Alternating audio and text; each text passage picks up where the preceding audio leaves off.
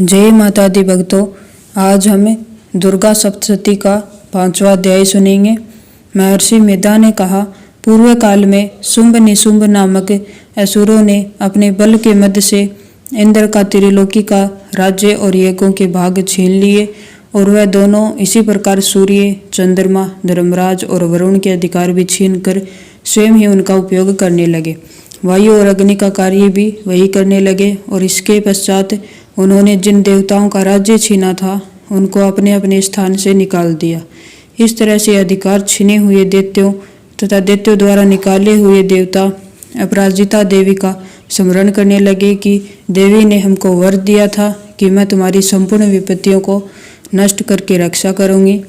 ऐसा विचार कर सब देवता हिमालय पर गए और भगवती विष्णु माया की स्तुति करने लगे। देवताओं ने कहा, देवी को नमस्कार है, शिव को नमस्कार है, प्रकृति और भद्रा को नमस्कार है। हम लोग रौद्र, नित्या और गौरी को नमस्कार करते हैं।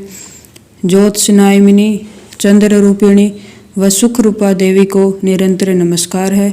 शरणागतों का कल्याण करने वाली वृद्धि और सिद्धि रूपा देवी को हम बारंबार नमस्कार करते हैं। और नेत्रृति राजाओं की लक्ष्मी तथा सर्वाणी को नमस्कार है।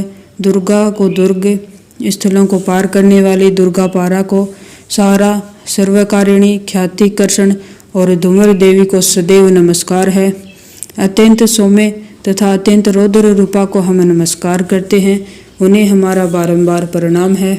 जगत की आधारभूत कृति देवी को बारंबार नमस्कार करते हैं। जिस देवी को प्राणी मात्र विष्णु माया कहते हैं उनको नमस्कार है, उनको नमस्कार है, उनको नमस्कार है।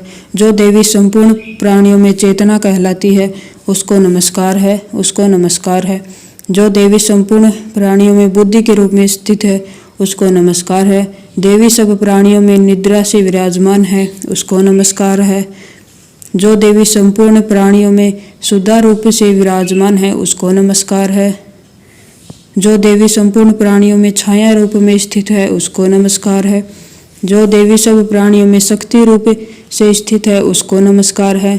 जो देवी संपूर्ण प्राणियों में तृष्णा रूप से स्थित है उसको नमस्कार है। जो देवी सभी प्राणियों में शांति रूप से स्थित है उसको नमस्कार है। जो देवी सब प्राणियों में जाति रूप में स्थित है उसको नमस्कार है। जो देवी सब प्राणियों में लज्जा रूप में स्थित है उसको नमस्कार है। जो देवी संपूर्ण प्राणियों में श्रद्धा रूप से स्थित है उसको नमस्कार है। जो देवी संपूर्ण प्राणियों में कांति रूप से स्थित है उसको नमस्कार है। जो देवी संपूर्ण प्राणियों में वृत्ति रूप में स्थित है उसको नमस्कार है। जो देवी सब प्राणियों में स्मृति रूप से विराजमान है उसको नमस्कार है। जो देवी सब प्राणियों में दया रूप में स्थित है उसको नमस्कार है। जो देवी सब प्राणियों में तुष्टि के रूप में स्थित है उसको नमस्कार है। जो देवी संपूर्ण प्राणियों में मात्र रूप में स्थित है उसको नमस्कार है। जो देवी सभी प्राणियों में भ्रांति रूप में स्थित है उसको नमस्कार है। जो देवी संपूर्ण प्राणियों में नित्य व्याप्त रहती है उसको नमस्कार है। जो देवी चैतन्य रूप से इस संपूर्ण संसार को व्याप्त करके स्थित है उसको नमस्कार है।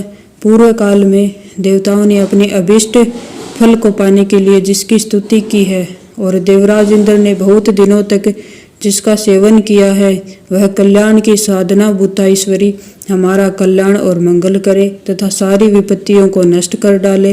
असुरों के सताए हुए हम संपूर्ण देवता उस परमेश्वरी को इस समय नमस्कार करते हैं तथा जो भक्ति पूर्वक स्मरण किए जाने पर तुरंत ही सभी विपत्तियों को नष्ट कर देती है, वह जगदम्बा इस समय भी हमारा मंगल करके हमारी समस्त विपत्तियों को दूर करे।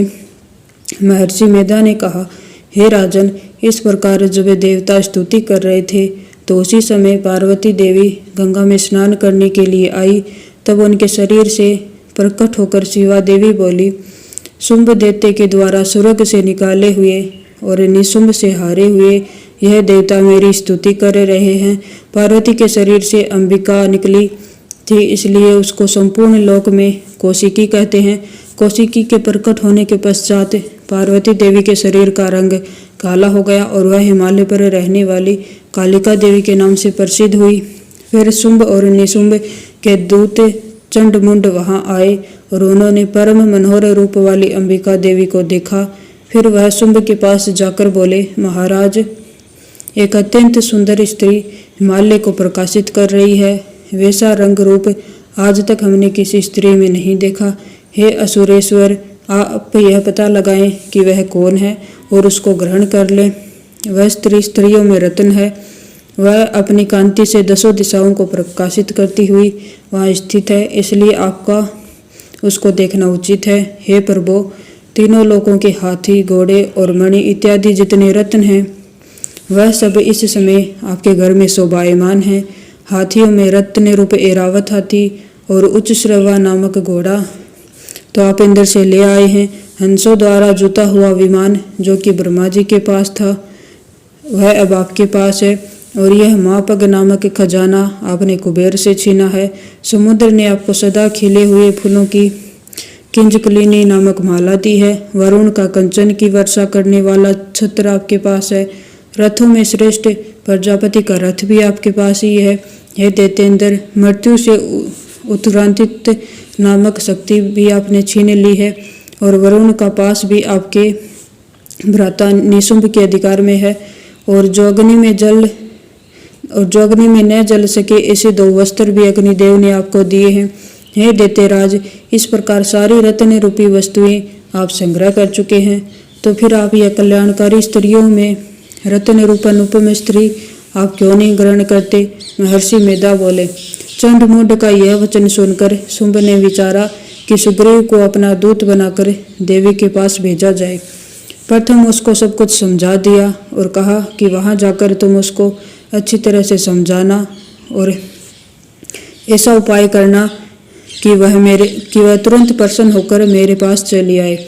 भली प्रकार समझाकर कहना। दूत सुग्रीव पर्वत के उस रमणीय बाग में पहुंचा जहाँ देवी रहती थी। दूत ने कहा, हे देवी, दैत्यों का राजा शुंभ जो इस समय तीनों लोकों का स्वामी है, मैं उसका दूत हूँ और यहाँ तुम्हारे पास आया हूँ। संपूर्ण देवता उसकी आज्ञा एक स्वर से मानते हैं। अब उसने जो कुछ कहा है वह मैं तुम्हें कहता हूँ, वह सुनो। उसने कहा है, इस समय संपूर्ण त्रिलोकी मेरे वश में है और संपूर्ण यज्ञों के भाग को पृथक पृथक मैं ही लेता हूँ और तीनों लोकों में जितने श्रेष्ठ रत्न हैं वह सब मेरे पास है। देवराज इंद्र का वाहन ऐरावत मेरे पास है जो मैंने छीन लिया है। उच्चै सर्वा नामक घोड़ा जो क्षीर सागर मंथन करने से प्रकट हुआ था, उसे देवताओं ने मुझे समर्पित किया है। हे सुंदरी, इनके अतिरिक्त जो भी रत्न भूषण पदार्थ देवताओं के पास थे वह सब मेरे पास हैं। हे देवी, मैं तुम्हें संसार की स्त्रियों में रत्न मानता हूँ, क्योंकि रत्नों का उपभोग करने वाला मैं ही हूँ। हे चंचल कटाओं वाली सुंदरी, अब यह मैं तुझ पर छोड़ता हूँ कि तू मेरे या मेरे भाई महापराक्रमी निशुंभ की सेवा में आ जाए। यदि तू मुझसे वर मांगेगी तो तुझे अतुल महान ऐश्वर्य की प्राप्ति होगी। अतः तुम अपनी बुद्धि से यह विचार कर मेरे पास चली आओ। महर्षि मेधा ने कहा। दूत के ऐसा कहने पर संपूर्ण जगत का कल्याण करने वाली भगवती दुर्गा मन ही मन मुस्कुराई और इस प्रकार कहने लगी। देवी ने कहा, हे दूत, तू जो कुछ कह रहा है वह सत्य है और इसमें किंचित मात्र भी झूठ नहीं है। शुंभ इस समय तीनों लोकों का स्वामी है और निशुंभ भी उसी तरह पराक्रमी है, किंतु इसके संबंध में मैं जो प्रतिज्ञा कर चुकी हूँ उसे मैं कैसे झुठला सकती हूँ।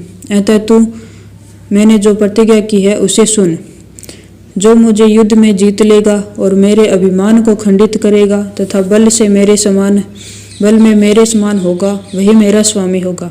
इसलिए शुंभ अथवा निशुंभ यहाँ आवे और युद्ध में जीत कर मुझसे विवाह कर ले। इसमें भला देर की क्या आवश्यकता है? दूत ने कहा, हे देवी, तुम अभिमान से भरी हुई हो, मेरे सामने तुम ऐसी बात न करो। इस त्रिलोकी में मुझे तो ऐसा कोई दिखाई नहीं देता जो कि शुंभ और निशुंभ के सामने ठहर सके। हे देवी, जब अन्य देवताओं में से कोई शुंभ व निशुंभ के समान युद्ध में नहीं ठहर सकता, तो तुम जैसी स्त्री उनके सामने रणभूमि में ठहर सकोगी। जिन शुंभ और आदि असुरों के सामने इंद्र आदि देवता नहीं ठहर सके, तो फिर तुम अकेली स्त्री उनके सामने कैसे ठहर सकोगी? अतः तुम मेरा कहना मानकर उनके पास चली जाओ, नहीं तो जब वह तुम्हें केस पकड़कर घसीटते हुए ले जाएंगे तो तुम्हारा गौरव नष्ट हो जाएगा। इसलिए मेरी बात मान लो। देवी ने कहा, जो कुछ तुमने कहा ठीक है। शुंभ और निशुंभ बड़े बलवान हैं, लेकिन मैं क्या कर सकती हूँ, क्योंकि मैं बिना विचारे प्रतिज्ञा कर चुकी हूँ। इसलिए तुम जाओ और मैंने जो कुछ भी कहा है वह सब आदरपूर्वक असुरेंद्र से कह दो। इसके पश्चात जो वह उचित समझे करे। इसके आगे का हम अगले अध्याय में सुनेंगे।